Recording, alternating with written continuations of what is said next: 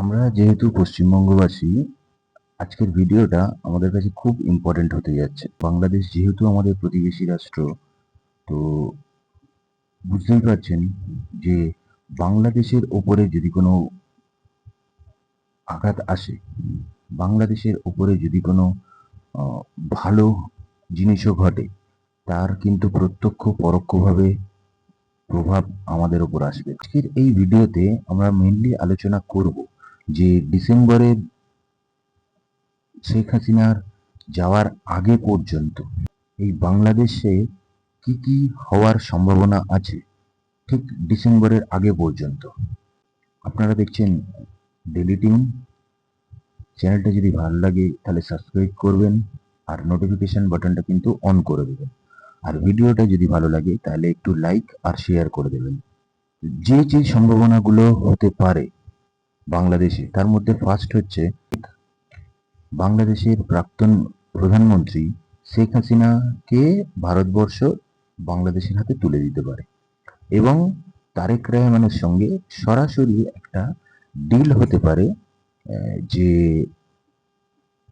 আগের মতনই আবার বাংলাদেশের সঙ্গে ভারতের সম্পর্ক থাক। আর আপনারা যা চাইছেন, অর্থাৎ আপনাদের প্রাক্তন প্রধানমন্ত্রীকে আমরা আপনাদের হাতে তুলে দিলাম, এটা আপনাদের নিজস্ব দেশের ব্যাপার, আমরা এর মধ্যে আর ইন্টারফেয়ার করব না। কারণ কি এটা ঘটতে পারে, সেটা হচ্ছে আমরা দেখেছি যে তারেক রহমান যখন প্রধানমন্ত্রীর চেয়ার দখল করলেন, তারপর তিনি চীনের সাথে একটা ভালো সম্পর্ক তৈরি করলেন এবং সেখানে প্রায় 13টা ডিল হয়েছে চীনের সাথে।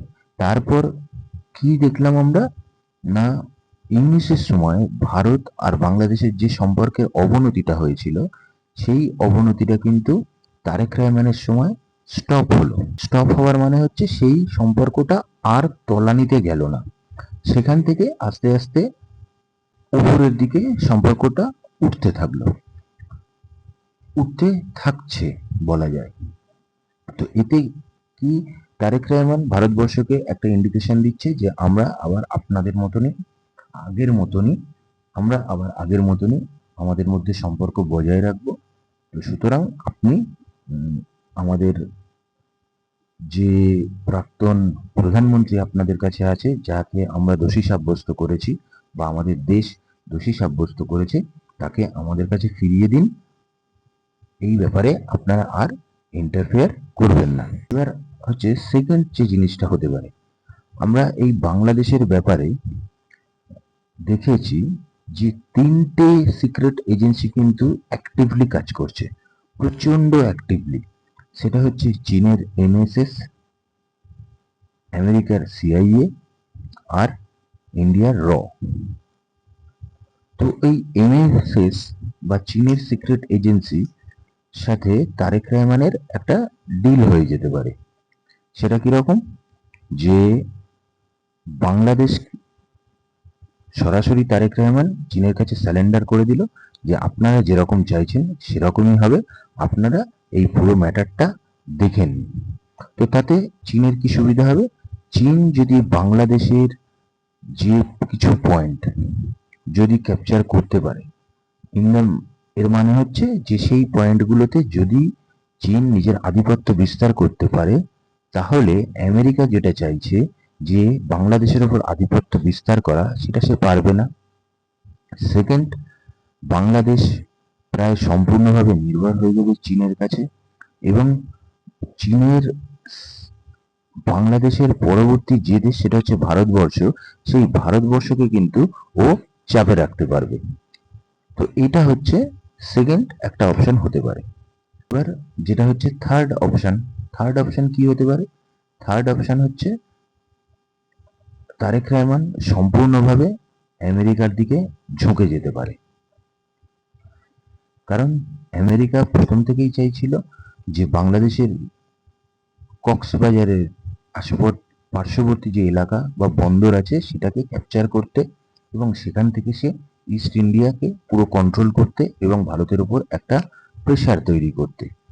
তো তারেক রহমানের সাথে আমেরিকার একটা ডিল হতে পারে যে আপনারা আমাকে সম্পূর্ণভাবে সাহায্য করুন, আমি আপনাদের দিকেই আছে।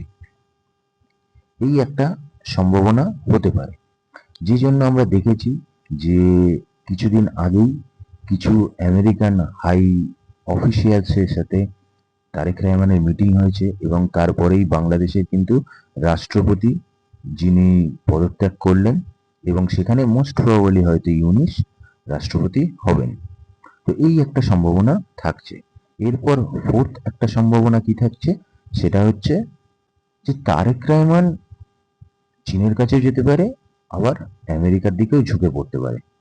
এর সঙ্গে যদি চীন আর ভারতবর্ষের সিক্রেট এজেন্সি গুলো যদি একসাথে থাকে, তাহলে কি হবে? যদি ইন্ডিয়ান র আর চীনের এমএসএস একসাথে হাত মিলিয়ে নেয়, তাহলে আমেরিকাকে তারা সাইড করে দিতে পারে। আর একটা হতে পারে যে তারেক রহমান যদি আমেরিকার দিকে ঝুঁকে যায়, তাহলে সিআইএ আর র একসাথে হাত মিলিয়ে নিতে পারে, তাতে চায়না বা চীন সম্পূর্ণভাবে সাইড হয়ে যেতে পারে। আর এখানে কিন্তু কোনো অপশন নেই যেখানে এনএসএস আর সিআইএ একসাথে মিশে যেতে পারে, সেই অপশন কিন্তু নেই। আর ফিফথ, যার সম্ভাবনা হচ্ছে সব থেকে বেশি, সেটা হচ্ছে যে ভারতের সিক্রেট এজেন্সি সম্পূর্ণভাবে বাংলাদেশের শেখ হাসিনাকে সাপোর্ট করতে পারে। কারণ আমরা দেখেছি এর আগে যে শেখ হাসিনা সরকারকে ভারতবর্ষের সরকার সম্পূর্ণভাবে সাহায্য করত, এবং তার দুঃসময় যখন তার কাছেও খবর ছিল না, তখন কিন্তু ইন্ডিয়ান রয়ের কাছে খবর ছিল যে শেখ হাসিনার উপরে একটা অ্যাটাক হতে যাবে। সেই জন্য কিন্তু ভারতবর্ষ তাকে সেফ জোনে নিয়ে চলে এলো সেই খবর পেয়ে। সুতরাং এখান থেকে কিন্তু খুব স্পষ্ট যে ভারতবর্ষের সিক্রেট এজেন্সির অনেক বেশি দাপট হচ্ছে বাংলাদেশের মধ্যে, এবং বাংলাদেশের আওয়ামী লীগের সমর্থক তার সংখ্যা কিন্তু কম নয়। যদি খুব কমও হয়, সেটা 2 থেকে 3 কোটি সমর্থক এখনো পর্যন্ত আছে আওয়ামী লীগের।